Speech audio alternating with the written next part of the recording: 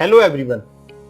आज हम mind map करेंगे book the richest man in the Babylon का और जानेंगे अमीर बनने के बारे में और वो सारे सीक्रेट्स जो इस बुक में हैं। वीडियो को पूरा देखिएगा क्योंकि आप इसमें कई सारे वैल्यूएबल लेसन्स जानेंगे। सबसे पहले जानते हैं बेबीलोन की हिस्ट्री के बारे में। बेबीलोन एक बहुत अच्छा उदाहरण है एक इंसान की काबिलियत का कि क्या वो कितना ग्रेट अचीव कर सकता है, क्योंकि यहाँ जो भी था वो इंसानों के द्वारा बनाया गया था। इतिहास में यह पता चलता है कि पहले इंजीनियर्स, पहले एस्ट्रोनॉमर्स, मैथमेटिशियंस, फाइनेंसर्स सब यहीं पर थे। और इससे ये भी पता चलता है कि सबसे पहले लिखी जाने वाली भाषा भी यहीं पर थी। बेबीलोन की दीवारें एक यहाँ का एक सबसे बड़ा वंडर थी, क्योंकि वो कई सारे आक्रमण के बाद भी खड़ी रहीं। Next chapter is the man who desired gold. Bansir एक रथ बनाने वाला था और कोबी उसका दोस्त था जो गाने गाता था। एक दिन बंसीर अपने घर की दीवार पर बैठा हुआ था, तभी उसका दोस्त कोबी आया और उससे कुछ उधार रुपए मांगे, परंतु बंसीर भी उतना ही गरीब था जितना कि कोबी। वो दोनों बात कर रहे थे कि वो दुनिया के सबसे अमीर शहर में रहते हैं परंतु फिर भी गरीब हैं। बंसीर ने कोबी से कहा कि वो उतना ही कमा पाते हैं जितना जिससे उनका पेट भर सके और दोबारा खाने के लिए उन्हें दोबारा काम करना पड़ता है। उनमें और वहाँ के गुलामों में कोई ज़्यादा फर्क नहीं था। उन्होंने निर्णय लिया कि वो बेबीलोन के सबसे अमीर आदमी के पास जाएंगे और वो जानेंगे कि कैसे अमीर बन सकते हैं। Next is the richest man in the Babylon. कुछ बंसीर, कोबी और उसके कुछ और साथी, वो सभी लोग मिलकर अरकाद के पास गए और पूछा कि वो सभी एक साथ पढ़े हुए थे, एक जैसी शिक्षा ली उन्होंने, परंतु वो इतना अमीर क्यों नहीं बन पाए जितना कि वो बन गया। उसने जवाब दिया कि आपने वेल्थ क्रिएशन यानी अमीर बनने के नियमों का पालन करना नहीं सीखा। जब अरकाद छोटा था तब उसने निर्णय लिया था कि वह अमीर बनने के बारे में सीखेगा। जब उसे काम मिला तो वह बहुत काम करता था, परंतु उसे समझ नहीं आ रहा था कि वह अमीर कैसे बने। तभी अल्गिमाश नाम का एक व्यक्ति उसके पास आया। उसने उससे कहा कि आपका काम मैं सुबह तक खत्म कर दूंगा, मगर आपको मुझे यह बताना पड़ेगा कि अमीर कैसे बनते हैं। अगले दिन अल्गिमाश ने उसे बताया कि उसे 10% कमाई बचानी है, उसे इन्वेस्ट करना है। फिर उसने बताया कि संपत्ति पेड़ की तरह होती है और एक बीज से शुरू होती है। आपको एक सीड बोना पड़ेगा और धीरे धीरे करके उसका पेड़ बनेगा। तुम्हें उससे कम खर्च करना है जितना तुम कमा सको।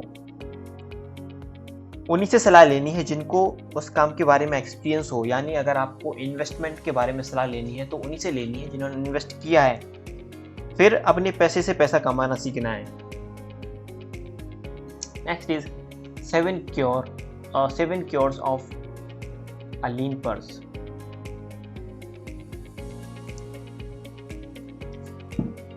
अपनी फर्स्ट क्योर था स्टार्ट थाई पर्स फैटरिंग। अपने पर्स को मोटा करना शुरू करें, यानी कम से कम 10% अपनी कमाई का रुपए बचाएं। दूसरा, अपने खर्चों को कम करें, 90% आमदनी से ही खर्चा चलाएं। तीसरा, अपने पैसों को काम पर लगाएं जिससे आपकी कमाई आती रहे। चौथा, अपनी कमाई की बचत करें और इन्वेस्ट उसी व्यक्ति की सलाह पर करें जिसने प्रॉफिट कमाया हो। अनसेफ इन्वेस्टमेंट ना करें, उससे बचें। फिर अपना खुद का घर खरीदें जिससे कि आप अपने परिवार का ख्याल रख सकें, और जो किराया आप देते हैं वो आप बचत करें जिससे कि आपका परिवार एक जगह रह सके, अच्छे से रह सके, और आपके किराए की जो आप रेवेन्यू दे रहे हैं, जो अपना खर्च कर रहे हैं, उससे आप एक घर उन्हीं के पैसे के बराबर आप एक घर ले सकें। भविष्य के लिए बचाएं, अपने बुढ़ापे के लिए, परिवार के लिए पैसा बनाएं। और नेक्स्ट इज कमाई करने के लिए काबिल बने, ज़्यादा स्किलफुल बने जिससे कि आप ज़्यादा कमाई कर सकें, आप में कॉन्फिडेंस आए ज़्यादा काम करने का और अच्छे से कमाई करने का। Next is meet the goddess of good luck. Arkad के पास एक सभा हुई जिसमें विषय था कि अच्छी किस्मत की देवी को कैसे प्रसन्न करें। और कई लोगों के सुझाव के बाद निष्कर्ष निकला कि अवसर यानी अपॉर्चुनिटी को स्वीकार या एक्सेप्ट करके अच्छा भाग्य को बुलाया जा सकता है। आपको टाल मटोल बंद करके अपॉर्चुनिटी को हाँ बोलना पड़ेगा और काम करना पड़ेगा।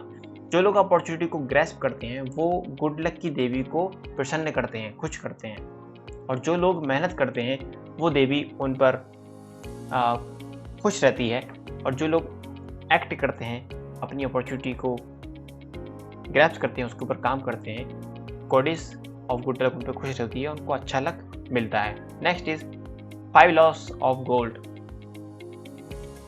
पहला नियम है पैसा उसके पास आएगा जो कम से कम 10% कमाई अपनी बचाएगा और संपत्ति बनाने के लिए, परिवार के लिए रखेगा या खर्च करेगा।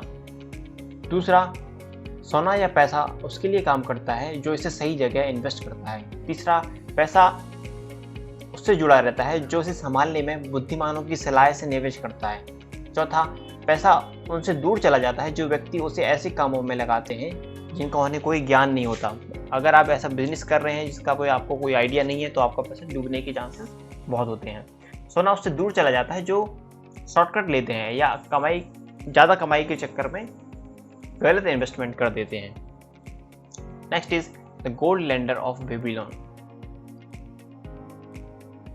रॉडन को जब 50 गोल्ड के सिक्के मिले राजा के द्वारा इनाम में मिले, तब वो गोल्ड लेंडर के पास गया और उसने जब यह पूछा कि मेरी बहन मुझसे 50 सोने के सिक्के अपने पति के व्यवसाय के लिए मांग रही है तो क्या यह देना उचित है, तब गोल्ड लेंडर ने उसे कुछ नियम बताए कि आपको उधार कब देना चाहिए और कैसे देना चाहिए। अगर आप अपने मित्र की सहायता करना चाहते हैं तो इस तरीके से करें कि आप परेशान ना हो। अगर आप किसी अपने दोस्त की सहायता करना चाहते हैं और उधार देना चाहते हैं तो उन्हीं रुपयों में से दें जिससे कि आप पर बर्डन ना आए।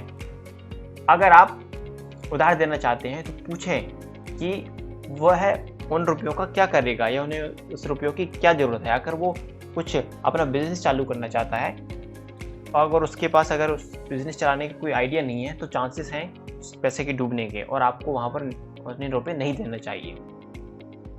क्योंकि आप अपने पैसे से सबसे ज़्यादा क्या चाहते हैं? आप चाहते हैं कि वह सेफ रहे, सुरक्षित रहे। उसके बाद आप चाहते हैं कि वह पैसा आपके लिए काम आए और ज़्यादा पैसा कमाने के लिए।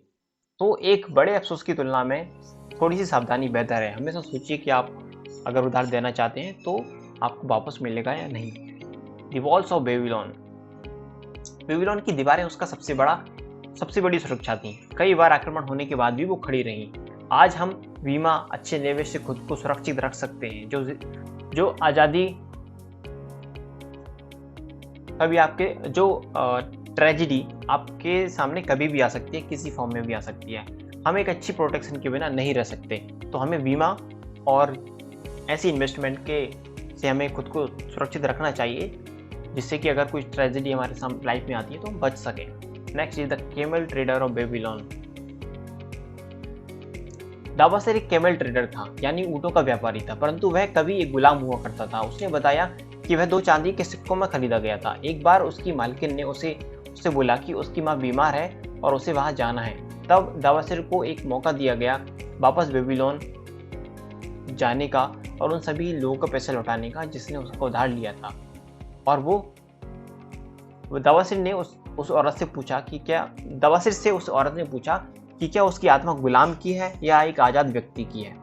अभी उसके पास मौका है ये साबित करने का। दावासिर एक अच्छी ज़िंदगी चाहता था तो वो वहाँ से बेबीलोन वापस आया उस औरत की मदद से जिसके पति ने उसको खरीदा था। उसने उसकी मदद की वहाँ से भागने में। उसने उसकी बताया कि वह